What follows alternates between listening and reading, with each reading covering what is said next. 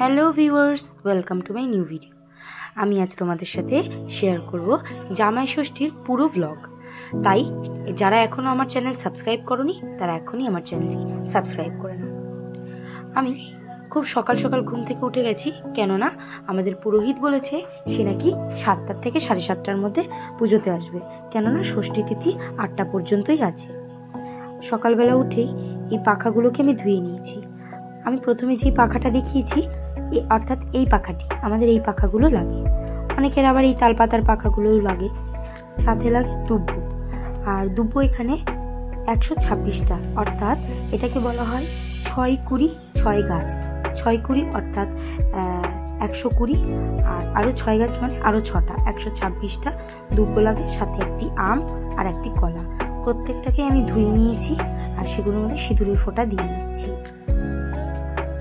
জামাই ষষ্ঠীর এই 4টে জিনিসই হচ্ছে মেন দরকার।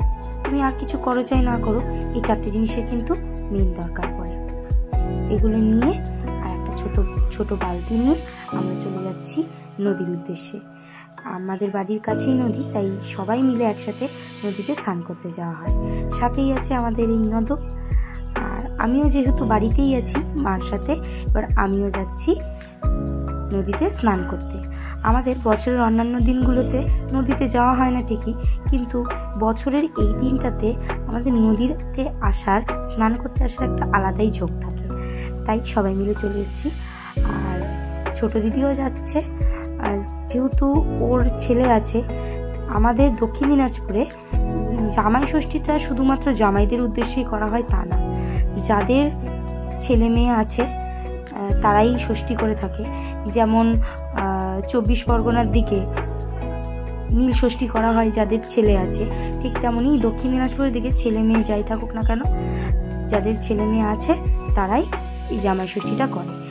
আসলে এটা এমন একটা নিয়ম যে এটার কনসেপ্টটা হচ্ছে সারা বছর আমাদের বাবা মারা আমাদেরকে প্রচুর বকাঝকা করে, আর শুধুমাত্র বছরের এই দিনটা আসলে সেই বকাঝকাগুলোর মাপ হয়। তো এটাই এটার কনসেপ্ট। আর এই যে দেখতে পাচ্ছ আমার মা কিভাবে জল তুলছে।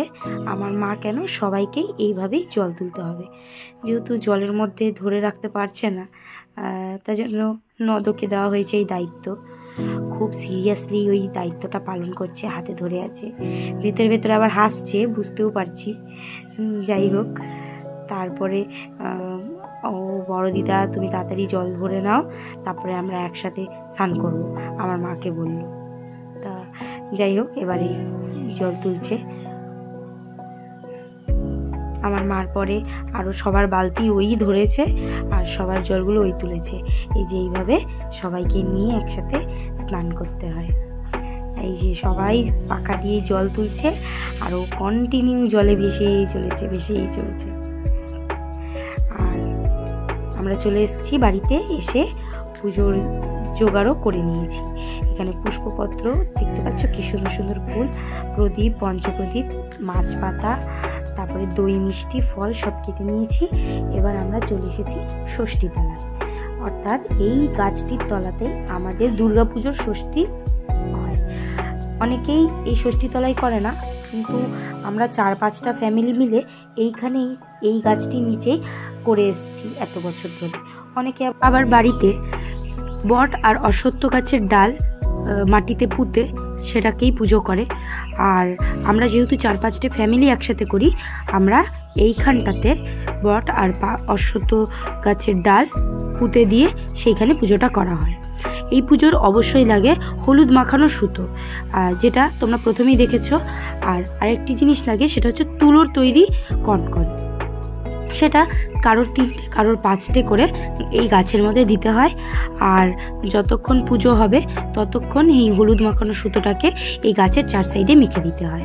তারপরে পুজো কমপ্লিট হয়ে গেলে গাছে সেই আমের অর্ধেকটাকে ঘষে দিতে হয়। দেওয়া হয়ে গেলে তারপরে পুজো কমপ্লিট। এবার চলে এসেছি, আর এই করতে করতে আমার মার জামাইও চলে এসছে। জামাই চলে আসতেই জামাইয়ের কপালে দই হলুদের ফোঁটা, হাতে সুতো বেঁধে দিচ্ছে মা, আর একই সাথে ষাটের জল, যেই জলটা তুলেছে এই জলটা প্রত্যেককেই দেবে। তারপরেই সব কিছু করে নিয়েছি আমরা ব্রেকফাস্ট করার পরে মোটামুটি 11টা সাড়ে 11টা নাগাদ আমরা খেয়েছি আম মাখা, আর তারপরে জামাইদের খেতে দেওয়া হয়েছিল। সবাই ভালো থাকবে।